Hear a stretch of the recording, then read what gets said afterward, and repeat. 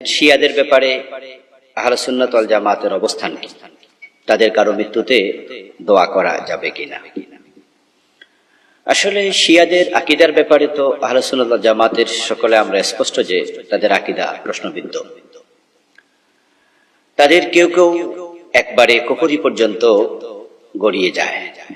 তাদের কারো কারো আকীদা কুফর পর্যন্ত না গেলেও তারা অনেক রকমের শিরকে লিপ্ত। শিয়াদের মাঝে অনেকগুলো গ্রুপ আছে, আমরা জানি। তার মাঝে কোন কোন গ্রুপ সরাসরি কুফরি করে, কোন কোন গ্রুপ শিরক করে, আর সবচেয়ে ছোট গ্রুপ যেটা, সেটা বেদাতের সাথে সম্পৃক্ত। শিয়াদের মাঝে বেদাত করে না এমন শিয়া পাওয়া খুবই কঠিন। তাদের আকীদার প্রশ্নে আমরা নিশ্চয়ই প্রশ্ন রাখি, এই জন্য তাদেরকে আমরা ফেরকায়ে দাল্লাহ বলে থাকি। তারা পথভ্রষ্ট সম্প্রদায়। তবে সকলকে এক বাক্যে কাফের বলে দেওয়ার কোনো সুযোগ নেই। তাদের মাঝে কেউ কেউ রাসূলুল্লাহ সাল্লাল্লাহু আলাইহি ওয়াসাল্লামের রিসালাত পর্যন্ত স্বীকার করে। তারা বলে যে জিবরিল আমিন ভুলে রাসূলের কাছে ওহী নাযিল করেছে। মূলত ওহী নিয়ে আল্লাহ তাকে পাঠিয়েছিলেন হযরত আলীর কাছে, আউযুবিল্লাহ। এবং তাদের মাঝে সাহাবায়ে কেরামকে তারা গালিগালাজ করে প্রকাশ্যে, এমন অসংখ্য শিয়া আছে। বিশেষ করে হযরত আবু বকর, ওমর এবং ওসমান রাদিয়াল্লাহু তাআলা আনহুকে প্রচন্ড রকমের গালিগালাজ করে। মা আয়েশা চরিত্রে কলঙ্কের তিলক এঁকে কথা বলে। তারা হযরত আলী, হযরত হাসান হুসাইন, হযরত ফাতেমা, আব্বাস রাদিয়াল্লাহু তাআলা তাদেরকে খুব শ্রদ্ধা করে। এই ব্যতি রেখে আর বাকি সকল সাহাবীকে মুরতাদ বলে, কাফের বলে, এমন শিয়াও আছে, নাউযুবিল্লাহ মিন যালিক। তবে হ্যাঁ, তাদেরকে যেহেতু আমরা কাফের মনে করি না, কাফের বলি না এক বাক্যে, সেহেতু তাদেরকেও মারা গেলে দোয়া করতে অসুবিধা নেই। কারণ যারা সরাসরি কাফির এবং মুশরিক, তাদের জন্য দোয়া করার অনুমতি নেই। আর যদি শিয়াদেরকে কাফের এবং মুশরিক মনে করা হতো, তাহলে তাদের জন্য কাবা জিয়ারতের অনুমতি দেয়া হতো না। পবিত্র কোরআন মাজিদ আল্লাহ তাআলা বলেছেন, ইন্নামাল মুশরিকুনা নাজাস ফালা ইয়াকরাবুল মাসজিদাল হারাম বা'দা আমিহিম হাদা। যারা মুশরিক তারা তো নাফাক, তারা ফাতহ মক্কার পর থেকে কিয়ামত পর্যন্ত মসজিদে হারামের কাছাকাছি যাওয়া নিষিদ্ধ, আল্লাহ নিষেধ করেছেন। এই জন্যই আপনারা জানেন যে পৃথিবীর কোন অমুসলিম, ইহুদি, খ্রিস্টান, হিন্দু, তাদেরকে মক্কা শরীফে যাওয়ার অনুমতি দেয়া হয় না। তারা কাবাতুল মুকাররমা যেতে পারে না। কিন্তু শিয়ারা হজ করতে মক্কা যায়। সৌদি প্রশাসন তাদেরকে মানা করে না, অথবা পৃথিবীর কোন আলেম বলেনি শিয়াদের জন্য কাবার অঙ্গনে যাওয়া নিষিদ্ধ করা হোক। কারণ এক বাক্যে শিয়াদেরকে কেউ কাফের অথবা মুশরিক বলে না। তো যেহেতু তাদেরকে আমরা সরাসরি কাফের অথবা মুশরিক বলে দিচ্ছি না, সেহেতু তাদেরকেও মারা গেলে সিম্পেথি দেখানো, সমবেদনা প্রকাশ করা অথবা তার জন্য দোয়া করা, এতে অসুবিধা নেই। কারণ আপনি কাফের নয়, মুশরিক নয়, এমন প্রত্যেক ব্যক্তির জন্যই দোয়া করার সুযোগ রয়েছে আপনার জন্য।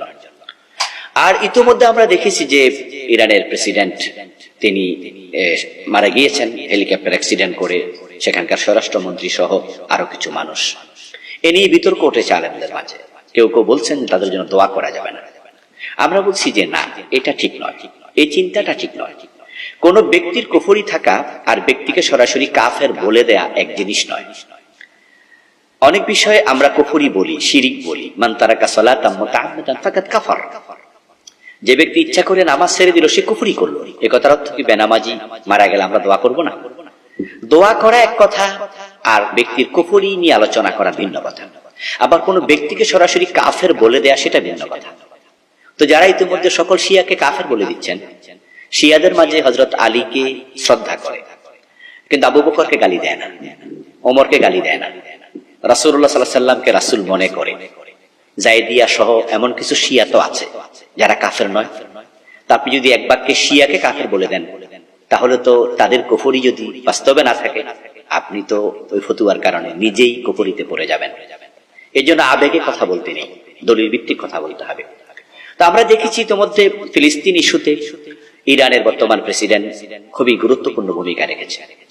যে আমরা যারা সুন্নি, আমাদের সুন্নি রাষ্ট্রগুলো ফিলিস্তিনের পক্ষে কতটুকু ভূমিকা রেখেছে। প্রকাশ্যে ভূমিকা রেখেছে সরাসরি ইসরায়েলের বিরুদ্ধে, লেবাননের হেজবুল্লাহ এবং ইরানের রাষ্ট্র। অথচ তারা তো শিয়া। তো তারা তো মুসলমান সুন্নি গ্রুপকে এড়িয়ে যেতে পারত, কিন্তু ফিলিস্তিনের দুর্যোগময় সময়ে তারা কিন্তু সহযোগিতার হাত বাড়িয়েছে। তো যারা আমাদের সহযোগী, তাদের সাথে তারা মারা গেলে ইন্না লিল্লাহ পড়া যাবে না, দোয়াও করা যাবে না, এটা কেমন আচরণ? এজন্য আমরা তাদের আকীদার ব্যাপারে সমালোচনা করব, তাদের আকীদার ভিত্তিহীনতা তুলে ধরব, তাদের আকীদার কুফরিগুলো বলবো, শিরিকগুলো বলবো। কিন্তু তাদেরকে আমরা যেহেতু কাফের বলি না, সেহেতু তাদেরকে আমরা মারা গেলে তাদের জন্য দোয়া করা, সমবেদনা জানানো, এটাও আমরা করব। এটা একটি মানবিক বিষয় বটে। এই জন্য এতটা এক্সট্রিম হয়ে যাওয়া মোটেও ঠিক নয় যে কোনো শিয়ার মৃত্যুতে দোয়াও করা যাবে না।